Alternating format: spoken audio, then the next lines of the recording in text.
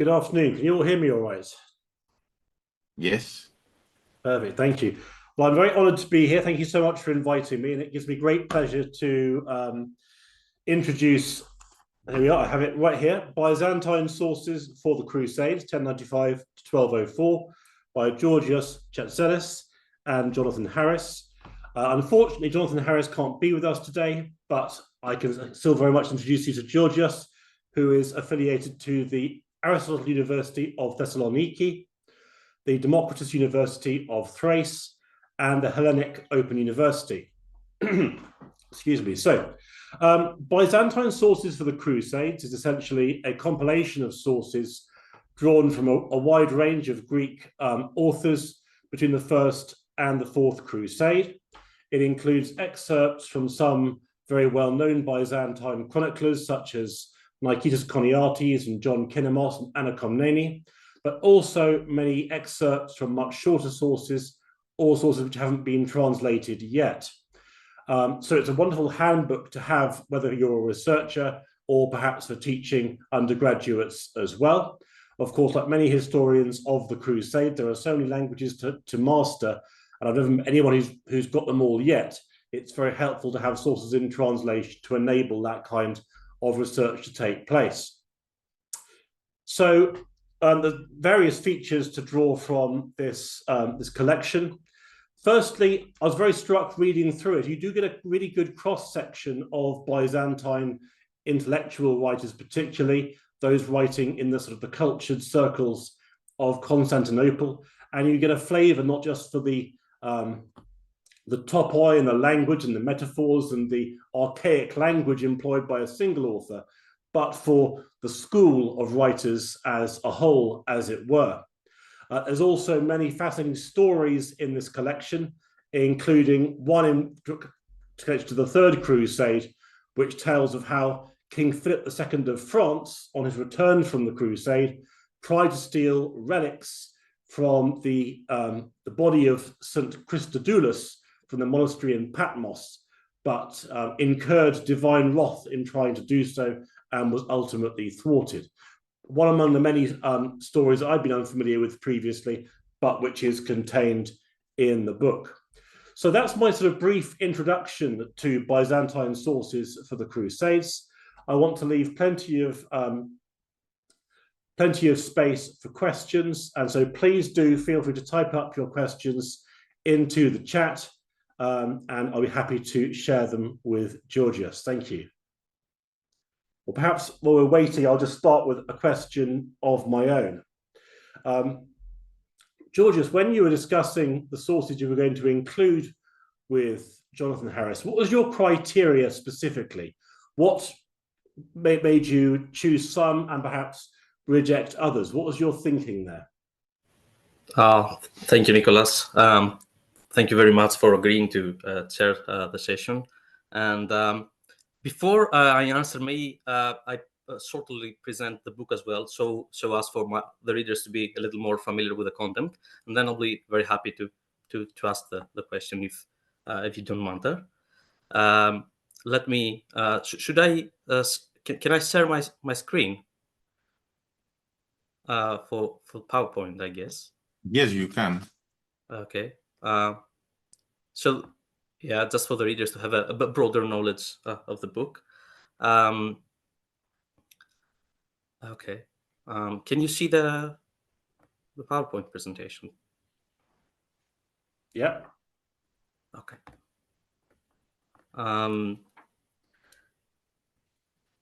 So yeah, this the book was proposed by Michael Greenwood of Routledge in 2019, and it was thought to be a good addition to the Crusade text in translation series, and Jonathan and I agreed to collaborate on that. What followed was a multi-year joint endeavor, so it involved meticulous translation and editorial work, and I took the lead in translating Greek texts, and Jonathan Harris provided suggestions and refinements to my drafts, and the division of labor was reversed for the few Latin texts we have. So Jonathan Harris compiled the initial versions, and I offered suggestions. He also compiled the book introduction, the text introductions, footnotes, and index, and I collaborated with suggestions and amendments, and the book was published in early 2025. As Nicholas Morton kindly also said, this book is a significant, let's say, contribution to Crusade studies because it offers both scholars and students a more nuanced understanding of the Crusades.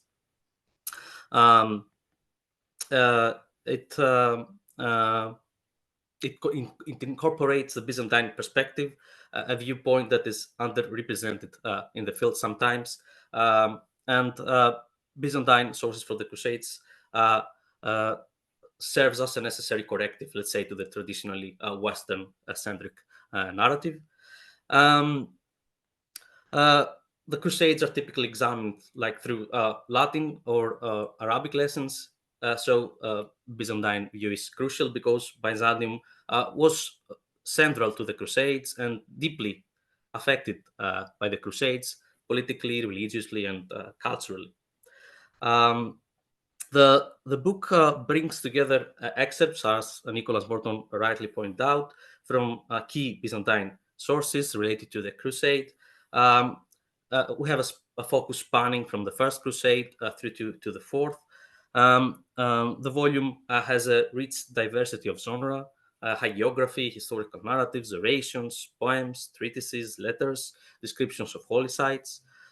Some texts, as already mentioned by Nicholas Morton, are well-known accounts like John Kinamos and Nikitas Honyates on the Second and Third Crusades, but appear here in revised translations. Others are translated into English for the first time, and they offer an previously inaccessible insight to many into how the Byzantines observed, interpreted, and responded to the crusading movement up to around 1215.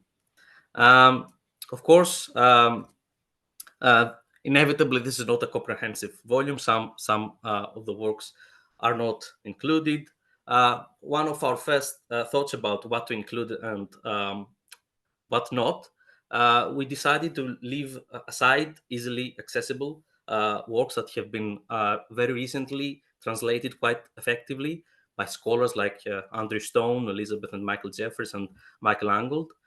So examples of these include the 1175 speech of Eustathius of Thessaloniki, which includes an account of the Second Crusades, or some speeches of Manganius Prodromos about Manuel's expedition to Antioch and the funeral oration of Nicholas Messaritis for his brother John. Of course, we reference these works in the bibliography for interested readers. Actually, we initially thought of omitting the Alexiad, the Anna Komnenis Alexiad, because it's the most well-known source and it's widely available in translations by Sweater and Frangopan. But it became clear that some, especially early parts of our volume, would lack context if Anna Komnina was not there. So we included some excerpts from the Alexiad using Elizabeth Davis' translation.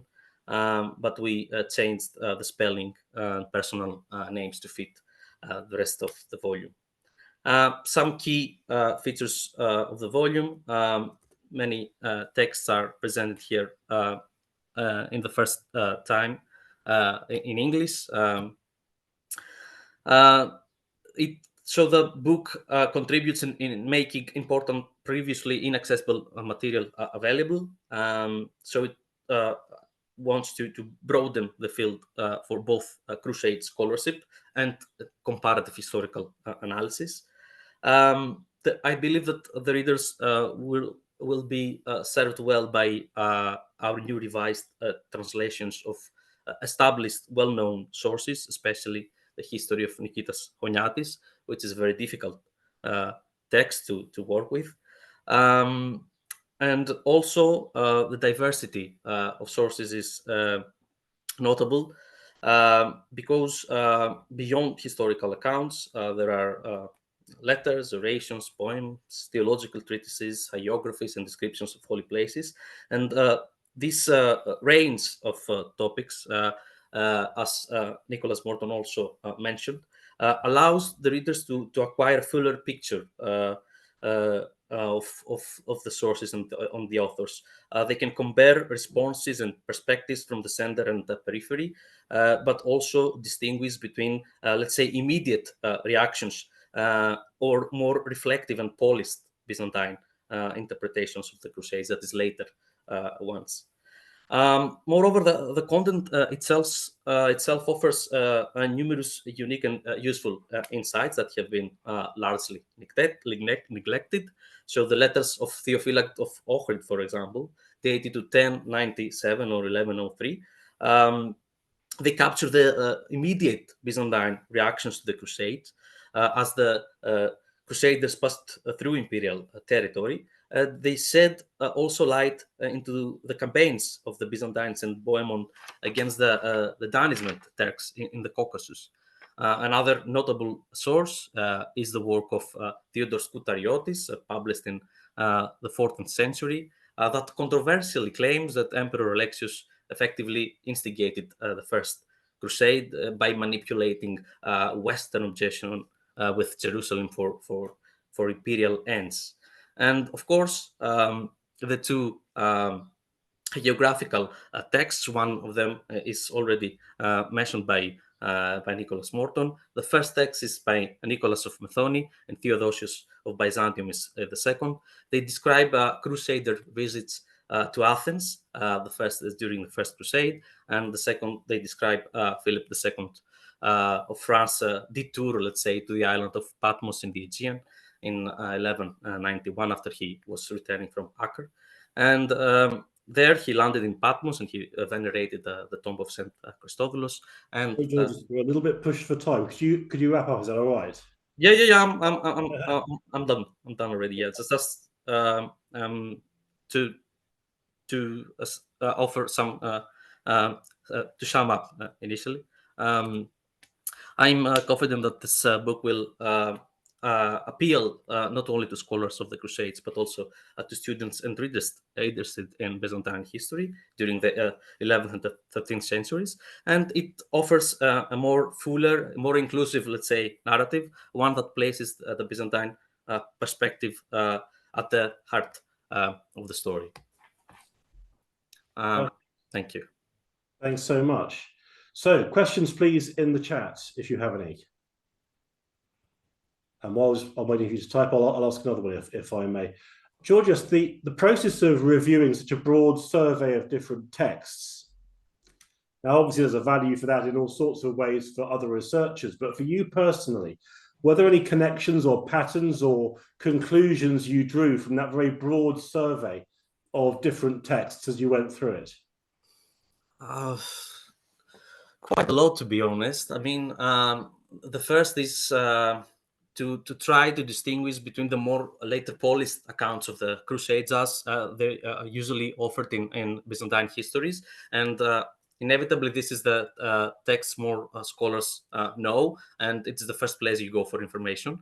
But we will have to compare all the information we get in the historical narratives with orations that were written shortly after the events, and of course to take into consideration the letters that are also more contemporary in evidence. So it is quite clear how political reasons later shaped reactions or the reception of the Crusades, and you can clearly get that view by comparative analysis of orations, letters, and then historical narratives that are written later in date. And the second key point I would say is that it's key to understand the literary context of the author's writing, as each one has, of course, a different agenda in mind, but also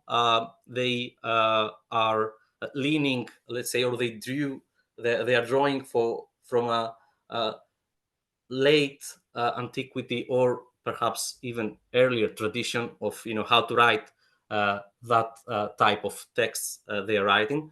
And you can definitely see that tradition influencing the accounts, but also certain, let's say, innovations or things that become modern again because of the context. And you can definitely see that on the later speeches that are written after the fall of the Fourth Crusade, where the Byzantines really bring up these references to the Old Testament. And as they see Constantinople lost, they sort of compare themselves to the Jews, that they've lost the Promised Land. And they, of course, we know that, Constantinople is the New Jerusalem, and they sort of compare their rulers with David or Old Testament rulers that contributed greatly to securing lands in Jerusalem. Thank you. So I've got a question here from Mike Carr. And he says, thanks, Georgios. The book looks great. Would you consider a similar compilation for the later period, e.g. 1204 to 1453? Thank you. That's a great question. Actually, we were discussing that with Jonathan Harris at the earlier stage of the book. Was that book going to be only about up to the Fourth Crusade or up to the 15th century? And we decided there is many material to have a volume that covers such a broad chronological scope. So we went with that to begin with. It is still to be discussed, actually. Our initial thoughts are positive, but we will definitely will have to discuss that. It is a very promising project, I must say, and a very good idea. Because there's a lot of material in that period as well that has not been translated yet, and it's not very well known. So I think it will be a good contribution, and it's a good thought for future plans, I would say. Great. Thank you. We've got no further questions, but we do have a little bit more time. So I'm going to ask one more question myself, if I may. One of the key questions, of course, that people will bring to this collection of sources regards cross-cultural perceptions. And of course, the famous sort of trope that gets wheeled out quite a lot is that the Greeks and the Franks didn't like each other very much. And there's plenty of sources that support that. And yet some of the more recent studies, I'm thinking about Neocleos's work, for example, they very much challenge that and say, well, actually, these sources are misleading and they shouldn't be taken as representative for wider perceptions. And in fact, relations are a great deal more positive than people have suggested. In light of your reading of this collection and indeed your broadened knowledge, where do you land in that debate? It is a very complex one. I think we cannot sort of two-dimensionally say they were bad or good. They are very, very complex, and it's not the same about talking, let's say, about Byzantine perception of the Crusades, matching necessarily Byzantine perception of Westerners. So it is, of course, the Byzantines are very well, the Western people are very well known to the Byzantines, especially after the 11th century. A lot of them are living in Constantinople anyway. And the Byzantines have hired them as mercenaries, and they really value their martial skills. But I think the type of sources one is reading will inevitably influence his knowledge of them. So in Western, in Crusader narratives, of course, we get an almost negatively view of Crusaders. Some texts, like the hagiographical one for the visit in Athens, is not at all negative. But it is pretty clear that Crusaders were not very well welcomed by some Byzantines, but for a part of the population, they were seen as genuine Christians, and they perceived them as Christian brothers. And we should also bear in mind that it was only after the Fourth Crusade that much of the Byzantine population became, let's say, anti-Western, and that was revised at some point later to some extent. So it's not the same, comparing Byzantine perception of Crusades and Byzantine perception of Westerners, generally speaking.